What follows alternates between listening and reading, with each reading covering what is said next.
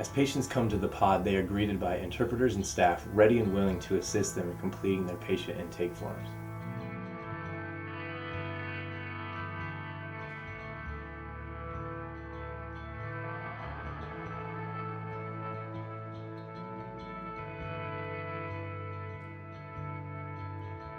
Once inside, a patient's first stop is at Station 1, form screening. Here, trained volunteers will review a patient's form for completeness and signs for contraindications to the prescribed medication.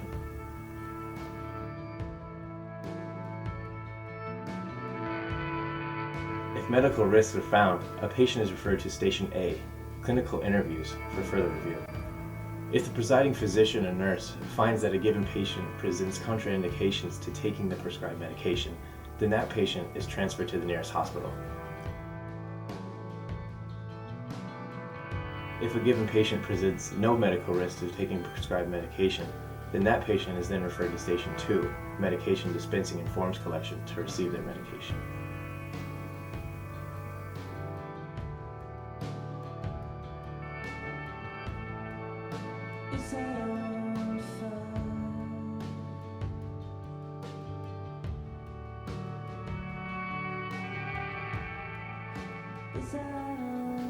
In normal cases, patients with no medical risk or contraindications to taking the disease-preventing medication first stop at Station 1, then proceed to Station 2, where they receive medication for themselves and/or their families.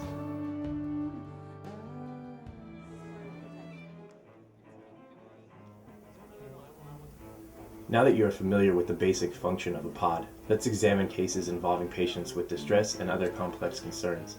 High-stress situations may be unavoidable, but with proper handling, they can be mitigated. Should a patient become disorderly, pod staff will inform the security staff of the aggressor. Security personnel will then deter and, if necessary, detain person exhibiting disorderly behavior. Mental health personnel are also available for patients needing counseling.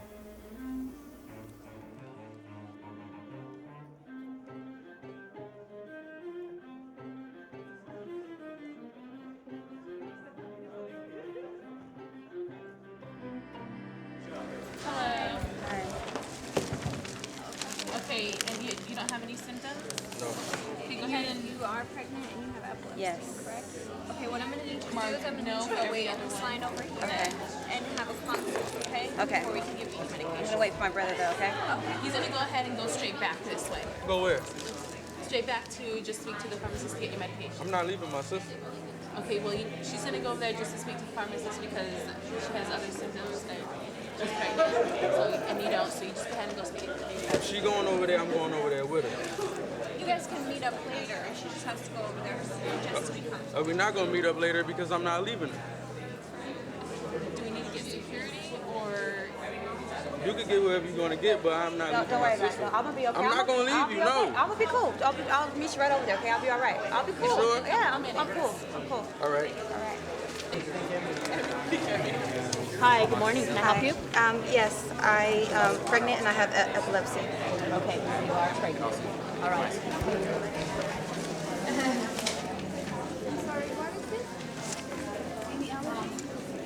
How far along is your pregnancy? 6 months.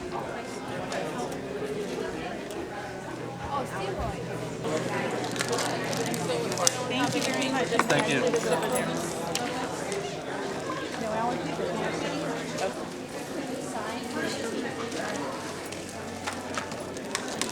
We're gonna count them up real quick. There's no other alternative? No other... There are other medications that can be used. However, we don't have them at this site. And if you wish, I can write you a prescription for erythromycin, which would be safe in pregnancy. My preference would be not to wait, since the importance of treatment is time dependent. The faster we can treat you, the less likely it is that you would come down with an infection. How about we just get the prescription and leave? We'll go. Let's do that. You know what I mean? Let's 'Cause get it and I'm go. not going to put my little nephew in Let's danger. go. Let's get the prescription leave, Okay, please. all right.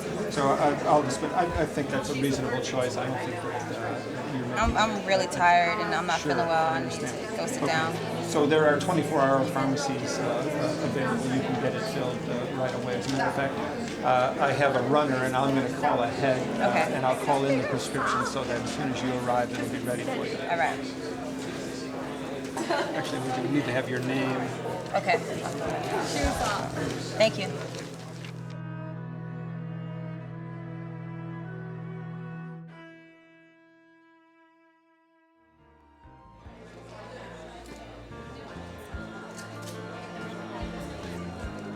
By the end of the day, the pod is a success. Patients receive disease-preventing medication for themselves and their families. Once the pod doors close, pod staff are debriefed about the day's events during a process called a hot wash. I'm going to go ahead and start the hot wash, and we'll discuss what went well and what can be improved for today. Thank you. County Health.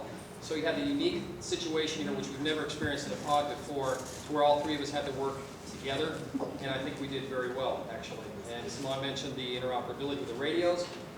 That was one aspect of it, but also when three agencies get together like this and try to throw something together, it's very important that we interact well with this as well. So that did happen today. How many of you have done a pod exercise before? Okay, so look around the room. 4 or 5 people. So I want to tell you, we've been doing this now for about 3 years. You guys did a great job. And on every one of these, we learn something new, and we get better at what we're doing. So again, I know there seems to be a lot of negative stuff being said, that we didn't do this, we didn't do that. No matter how many times we do this, it's going to be that way. And look at all the different people that are working together for the first time. So that makes a big difference also.